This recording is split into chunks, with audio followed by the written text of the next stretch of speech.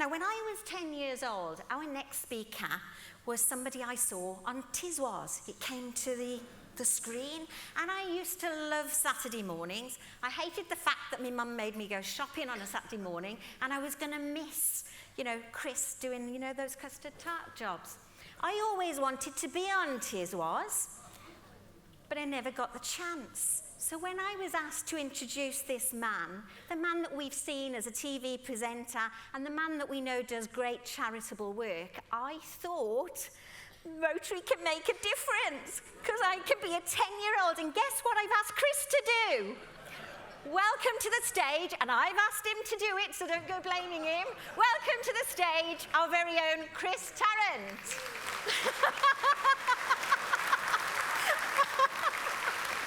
Go for it, Chris!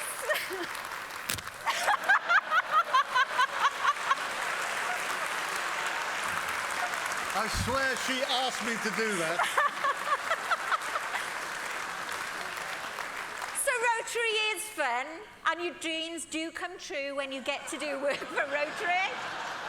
And if you don't think you're going to have fun and you don't get the chance to meet people, well, if you don't take the opportunities, you don't get to be flattened. Thank you, Chris. Oh, Chris, you need a dry cleaner. I know, you fool.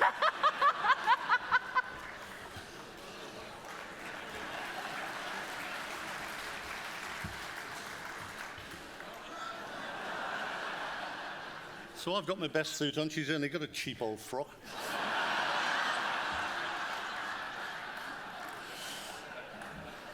Primark. So it's been 19 years, 7 months, 12 days, about 10 hours, and about 20 minutes since I could last walk down any street in the United Kingdom without somebody shouting, "Phone a friend!" It's happened 6 times as I got to Torquay yesterday. And one of them this morning outside the station, one of those people who hasn't quite got it right, and they go, "Chris, phone the audience." I don't care. It's good. I love it. Phone the friend, ask the audience. We don't want to give you that. 50-50. They're all part of the sort of national parlance. They've been used in the Senate. They've been used in Parliament here.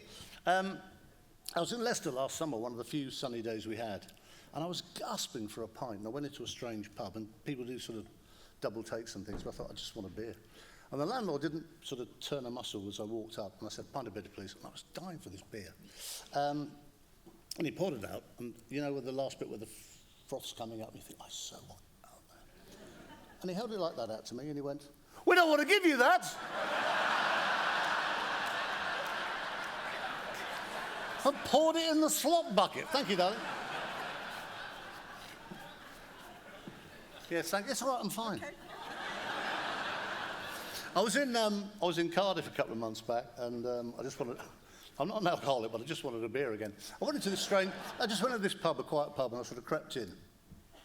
I don't know whether you've seen those Who Wants to Be a Millionaire machines, where you pull the handle and what other questions come up. And they're all crowded around this machine. And I tapped this bloke on the shoulder and went, "It's B, mate." And he went, "Oh, bloody hell!" It's been extraordinary. It is easily the biggest game show in the world. I did it for 15 years. I gave away £60-odd million. I did 650 shows. We had £6 million winners. Well, we had £5 million winners and a crook.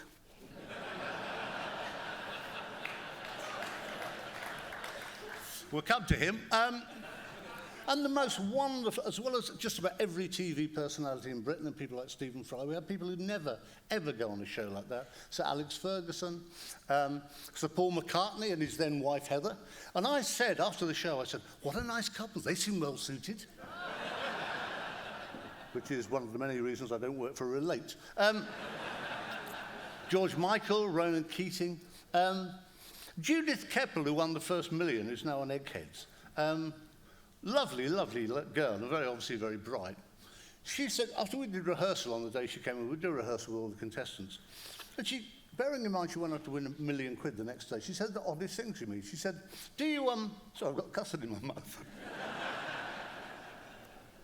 Said, "Do you stop the show?" And I said, "No, not really.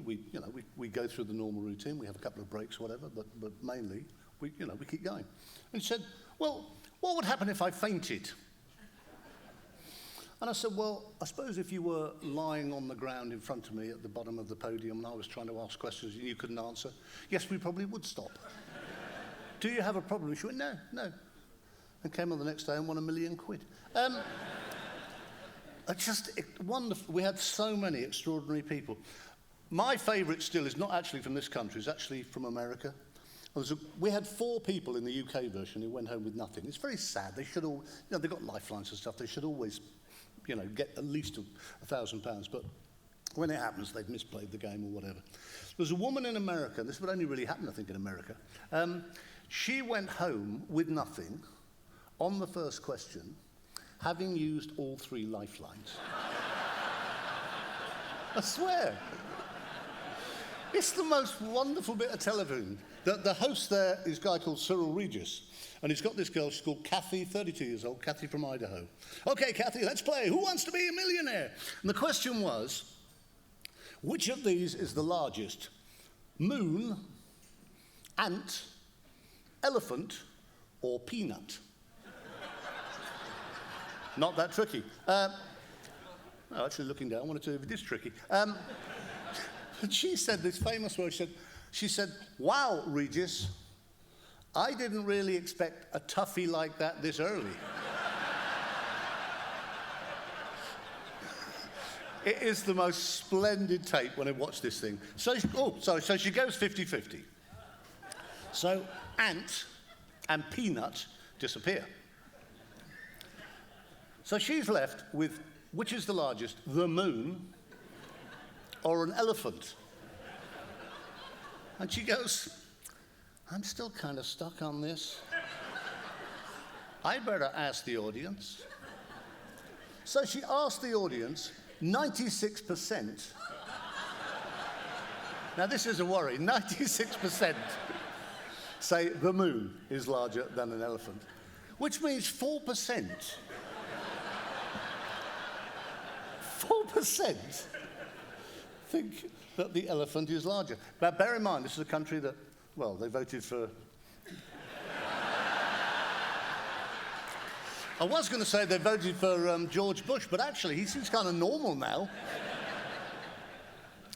So she's still not sure, this poor girl, so she's now on to phone a friend. So she phones her friend Betsy. Hi, Betsy, it's Kathy here. Betsy is clearly amazed this woman is on the television at all. She goes, oh, hi, what are you doing? She says, I'm doing Who Wants to Be a Millionaire? I'm stuck on this question, Betsy. So she says, Betsy, which of these is the largest? An elephant or the moon? And Betsy goes, oh, hon, that's an easy one. It's moon, honey, it's moon. So the phone goes down, and she says, you know that Betsy, she can be kind of dumb sometimes. I swear. I swear. So she goes, elephant, final answer, and goes home with nothing. But America being America, the land of opportunity, the next day, this woman, this dopey woman, is on every chat show in America. She's on David Letterman. Will you please welcome the stupidest woman in the world? And she makes a fortune. The most, I know, only in America. The most famous, or probably infamous, I suppose. So it's very hard when the whole thing's covered in custard. It was her silly idea. Are you really sure you want her in charge next year?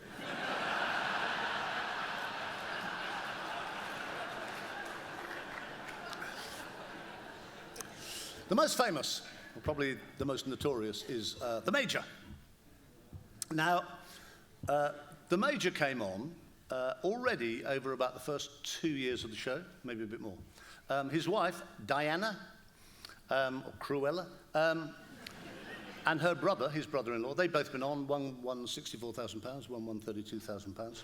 Now, we have no idea, because we were kind of naive in those days. We just said, basically, you know, will you all turn your phones off? We didn't do any security or anything. So whether they did anything scurrilous, I'm not sure. I suspect they would have done. He came on, but we were very aware that there was a lot of peer pressure on him because the others had done so well. And when the Major arrived for rehearsal, He was not the sharpest sword in the regiment. He was a thicko, basically. He became the world's richest thicko for a short space of time. In rehearsal, the first day, now normally when people come for rehearsal, then they're on the show a bit later on. And the major was basically over 2 days. He did half of it the first night and then came back the next night. All the way through rehearsal, and all the way through the first show, the first Sunday when the major got on, there was a strange guy who kept walking out. And the studio manager was saying, "Can you come and sit down, please? We don't want gaps." "Oh, I'm sorry. And he kept on disappearing and using his phone and coming back. And it was just kind of weird. It's not normally how people behave. They're quite sort of excited to be in the studio and see cameras or whatever. And also because, someone they know is on the show. And this guy kept going out and coming back. Anyway, the major got on at the end of the show. Now, he got up to £2,000 by then. He'd already used up he'd already used up 2 lifelines. He had 1 remaining lifeline. Now, that is not the stuff of £1 million winners, at all. All the guys who've gone on, the ladies who've gone on to win £1 million, until something like 250, they haven't needed a lifeline. In rehearsal, there was a question about Rupert Murdoch. Where did he come from? And there were 4 alternatives. And he went 50-50, and he was left with South Africa or Australia. And he went South Africa. Now, Rupert Murdoch is the most Australian man this side of Dame Edna Everidge or Shane Warne. On the show, he really struggled. Where does William the Conqueror come from? And he actually said the famous words, "I think it's Norway." And then, it's France, by the way. And then changed and said, "Oh no, France, final answer." So that was how he ended the first day, with a couple of thousand. And one of the sound guys came up to us after the show. He said, "There was something really weird happening tonight." I said, "What?" He said, "I don't know, there's just interference, some electronic thing, whatever." Now, we didn't piece this together at the time, but basically, the guy who kept going in and out, we found out later, he was mucking about with his mobile phone, whatever. He was Diana's older brother. So I don't know what they were trying to do. They were trying to do something technical, and clearly it didn't work. So day 2, he comes back on £2,000. He looked very confident, and I thought, why are you so confident? You're as thick as a brick. With enormous kindness and love in my soul.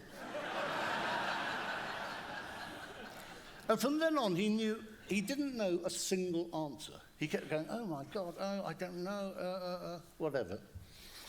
All the way through. Now, there's a thing I did for 15 years at £500,000, where I say to someone, "You've got £500,000. If you go to the next question, hope you do, hope you get it right, you win £1 million. If you get it wrong, you lose £468,000. Now, everybody I've said that to over the years, probably 12 people, you see their faces go, "Oh my God." Because at that moment, they've got £500,000, and you think, actually, you haven't. Until you say final answer and take it, you could go home with £32,000. And the major, and it didn't make sense until a long time afterwards, the major actually was the only one ever who said to me, "Yes, okay, let's play," because he knew he was going to play, and he knew he'd get the right answer. Now, we went through the whole show. All the way, he kept saying, "Oh, I don't know, oh my God, it could be that, it might be that, or it could be that." And all the way, he's shouting, "Crash and burn, let's go for it, crash and burn." And he got to £1 million. And he said, "I've no idea." I said, "Well, you could just take 500,000. He went, "Yeah, I know, but crash and burn, oh God." Oh.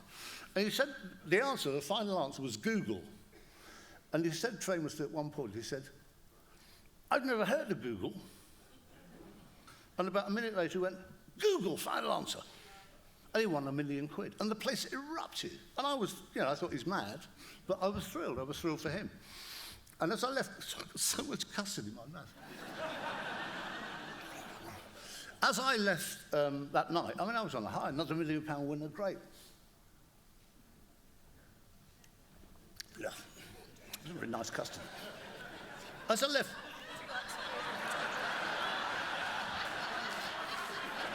I would actually. Thank you.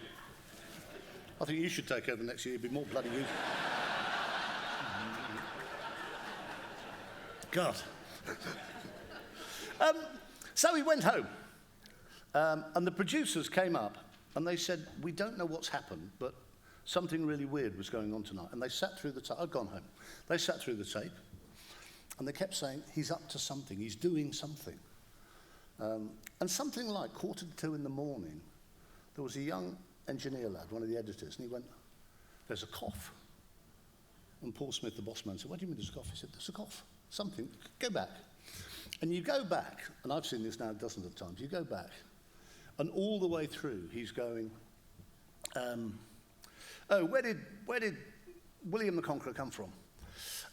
Well, it could be Norway, could be Denmark,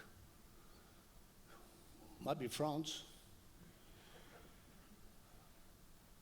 France, final answer. And as you go through the show, he does that all the way through, right up to, he's saying, Google, Google. I've never heard of Google. Google, final answer. Now, in those days, we used to record a show in the week, and it would go out on the Saturday night. And we would write the check for the Saturday, in this case. We would write the check up the Saturday's date. So he won £1 million on the Monday. He's given a check for Saturday. They went through all this tape, and they crawled in the fraud squad and God knows what. And on the Thursday night, Paul Smith, who's now one of the richest men in the world, but was basically the man behind Millionaire, and a very articulate guy, rings the Major up. Now, this is quite a tricky conversation. And it goes, hello, Major, Paul Smith here. Oh, hello, Paul, how are you? Well, I'm well. You know that £1 million we gave you on Monday? Yes. Well, we're going to give you nothing. We're going to cancel the cheque. And instead of going, you what? He goes, oh, well, I have to talk to the legal chappies here, but thanks for letting me know. Like you would. Thanks for letting me know. He obviously was expecting that call. He knew it was coming. They had, the couple, the Major and Cruella, had this massive fallout. We all heard in the dressing room after the show. They were shouting and screaming. Now, nobody, I wish we had, but everybody's going, oh, how embarrassing. Well, we weren't listening. Now, I cannot imagine any reason why, if you just won £1 million, you would have a massive row with your wife. Because whatever happens, you're going to get half, aren't you? I know these things. Anyway, we went to court. It took a long time. Went to court about 18 months later. And he was found guilty. All three were found guilty. Whatever. Didn't go to prison, but they were found guilty. The judge was obviously a fan. And he had me in on the Tuesday, sort of the Wednesday, as a witness. And one of the QCs said something like, the Major, at this point, he struggled on Norman the Conqueror coming from France or whatever. Do you think this is the normal sort of behaviour of a contestant who goes on to win a lot of money? And I said, no, I don't think it is. And the judge leans over and goes, yeah, Mr. Tarrant, is that your final answer?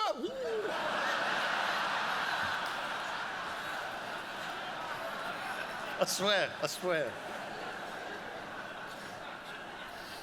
And then,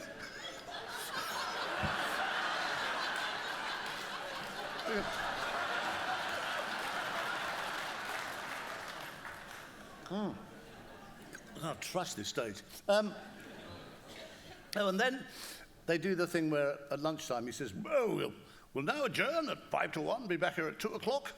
Or as you would say, Mr. Tarrant, we'll take a break.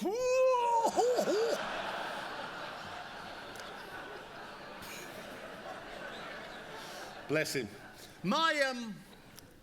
He's the most memorable, I have to say. My favourite contestant ever. We had a low, but just good, ordinary, decent members of the public. There was a guy, and he had a very Welsh name, something like Di Morgan or something. Very, very nice man. Not the brightest at all, but very nice guy.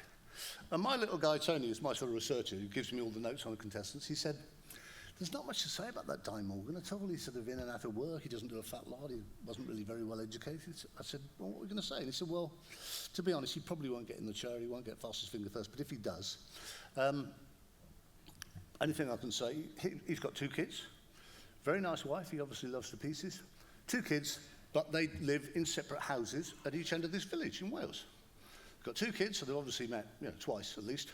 And every Sunday they go to the mum, and she does the washing and cooking, cooks a big meal, and they go back again. So he gets on the show, and he struggles up to about £1,000. He somehow gets there. He's used a couple of lifelines, but he struggles to get up there. And I thought, I said, well done, Di. Well, it's been marvellous. I've loved it every minute. And I said, so you've got a lovely wife, or Blodwyn sitting up there, lovely girl, waving up. I've got 2 kids, they're at home with mum, mother-in-law looking after them. I said, well, this is a bit strange. I said, it's none of my business, each to their own, but basically, you've got a wife, Blodwyn, up there, yeah, and you live at one end of the village, and she lives at the other, in separate houses. What's that about? And he says, well, to be honest, he said, it's just a way of getting around the DHSS.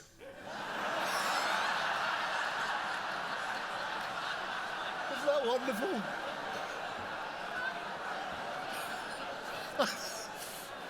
And I said to him, do you think you should be telling me that on national television? He goes, oh, never thought of that. Anyway, he's in prison now, but he's a lovely guy. Stayed in my best suit. I came because, firstly I wanted to see Mike Martineau again, because this man is the most treacherous, evil, slimy man you will ever have the misfortune to meet. I met him at the Phoenix Centre, where his son used to go for a long time. And after several years down there, mucking about with the kids with special needs, whatever, one day I turned up and I had to do a presentation of a new ambulance. And Mike said, well done, Chris, how are you, mate, whatever. And the ambulance doors swing open, and Michael Aspel got out with a red book. And I've never, ever forgiven you for that. Also, really, I just wanted to say, when I was growing up in the sort of 50s and early 60s, the disease that I dreaded, we all dreaded, was polio. We were before vaccination. Every summer there was an epidemic in this country. And it was just the most horrible thing. We had several kids at my school with shortened arms, shortened legs, wearing those calipered boots. I don't think, it's probably what kids do. I don't think we're very kind. I think we picked on some of these kids because they were slightly different, which I feel ashamed of. But it was just this awful disease. I had a young friend, Tim. They thought, his parents, lovely couple, they thought he'd got the flu. And he went to bed for a few days and actually came back to school. And then his breathing got worse and worse, and he was starting to have trouble with movement.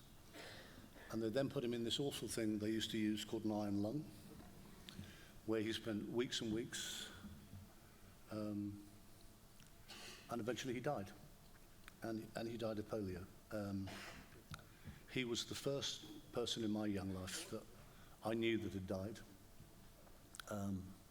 Tim was a great lad, and he was brilliant at football. He had a great life ahead of him. And he was the first person I knew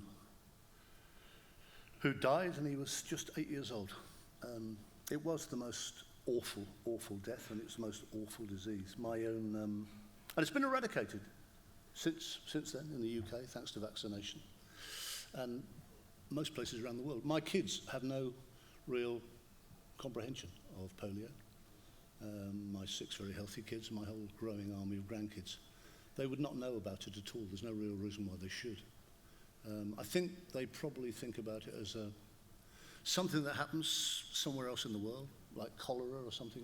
It's a disease that is not in the UK, or typhoid, and thank God it isn't. But really, thanks to, it was the most awful. And I was paranoid as a little boy. I was sure. I used to get on a bus and think, how many people on this bus will get polio? It was always in my nightmares as a young boy. I just think, thanks to 30-odd wonderful years of work, very tough work, a lot of it very uphill by Rotary, they've almost eradicated it. You've almost eradicated it from the world. There are 3 countries left, as far as we know, but as Michelle was saying, there are still all sorts of problems to be dealt with. I just think what you've done, It's just wonderful. I think it's extraordinary. You must finish. If there's any way I can help as well, you must finish the job you started. You can't stop now. It's going to be tough the last bit, but you must achieve it. What you've done for 30 odd years and what you're still doing is so important, and we should all continue to make the world a safer place for children everywhere. So, in amongst the custard and the nonsense, I just want to say thank you, Rotary. Thank you so much for everything you do.